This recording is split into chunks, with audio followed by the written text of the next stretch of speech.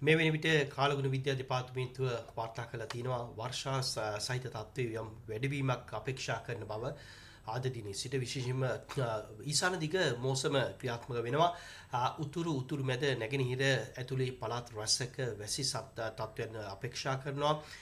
විශේෂයෙන්ම මෙම ආපදාව හේතුවෙන් හානියටපත් වූ නිවාස සහ එකම පාසල් ඇතුළු සියලුම ගොඩනැගිලි ඒ පරීක්ෂාට ලක් කිරීමේ කටයුතු අඛණ්ඩව සිදු වෙනවා. දිස්ත්‍රික් ලේකම්තුමන්ලා, ප්‍රාදේශීය ලේකම්තුමන්ලා සහ තාක්ෂණික අංශ නියෝජනය කරන සියලුම ආයතන මේ හා සම්බන්ධ වෙනවා.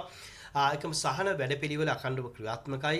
తాවකාලිකව රැඳී සිටින සියලුම ජනතාවට අපි ඉල්ලා සිටිනවා තමන්ගේ ප්‍රදේශයේ නිවස පරිසරය පිළිබඳ අඛණ්ඩව එම ආරක්ෂාව පිළිබඳ තහවුරු කිරීමක් ලැබෙන තුරු තමන් සියලු දෙනා ඒ ආරක්ෂිත ස්ථාන තුල රැඳී සිටීම ඉතාමත් වැදගත් වෙනවා. මොකද පවතින වැසි සහිත තත්ත්වය ඉතාමත් බොහෝ කාලයක් පැවතුණා.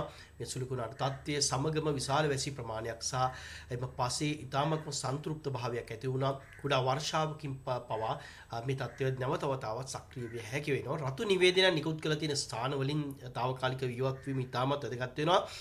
ඉවත්ව වගේම එම ආරක්ෂිත ස්ථාන තුළ රැඳී සිටීම ඉතාමත් වැදගත් වෙනවා. මොකද වන්දි ගැනීම කටයුතු අඛණ්ඩව සිදු කරනවා. විශේෂයෙන්ම පිසු ආහාර, වියලි ආහාර, නිවාස වෙනුවෙන් ලැබෙන වන්දි ඇතුළේ සීලුම කටයුතු වෙනුවෙන් මේ වෙන විටත් අඛණ්ඩවම සීලුම ආයතන කටයුතු කරමින් පවතින විශේෂම ආපදා කළමනාකරණ මධ්‍යස්ථානයේ ආපදා කළමනාකරණ අංශය ජාතික ආපදා සහන සේවා මධ්‍යස්ථානයේ ඇතුළු සීලම යාන්ත්‍රණ ක්‍රියාත්මකයි. දිස්ත්‍රික් ලේකම්තුමන්ලා, ප්‍රාදේශීය ලේකම්වරුන්, ග්‍රාම දායකතුමන්ලා ඒ සියලුම දෙනා මේ හා සම්බන්ධ වෙනවා. විශේෂයෙන්ම මතක් කරනවා ඔබට යම් කිසි ගැටලුවක් නැත්නම් ඔබට යම් කිසි අවශ්‍යතාවයක් නැත්නම් ආපදා කළමනාකරණ ව්‍යුහය සහ ආපදා කළමනාකරණ කටයුත්තක් පිළිබඳව ඔබ 117 දුරකථන අංකය හා සම්බන්ධ වීම ඉතාමත් වැදගත් වෙනවා. මොකද ආපදා කළමනාකරණ මධ්‍යස්ථානයේ මගින් ලැබෙන සෑම තාක්ෂණික පණිවිඩයක්ම විශේෂයෙන්ම කාලගුණ විද්‍යා දෙපාර්තමේන්තුවෙන් එන්න පුළුවන්.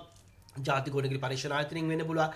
වාරි මාර්ග දෙපාර්තමේන්තුව ඇතුළු සියලුම තාක්ෂණික පණිවිඩ පහළම ඉන්න ජනතාවට අරන් ගිහිල්ලා ඒ අවශ්‍ය පරිදි ඉවත් කිරීමේ හෝ දැනුවත් කිරීමේ කටයුතු ආපදා කළමනාකරණ මධ්‍යස්ථානයෙන් සිදු කරනු ලබනවා. විශේෂයෙන්ම මතක් කරනවා 117 දුරකථන අංකය පැය 24 පුරාම විවෘතයි ඔබට ඒ සියලුම ආපදා කළමනාකරණ කටයුතු වෙනුවෙන්.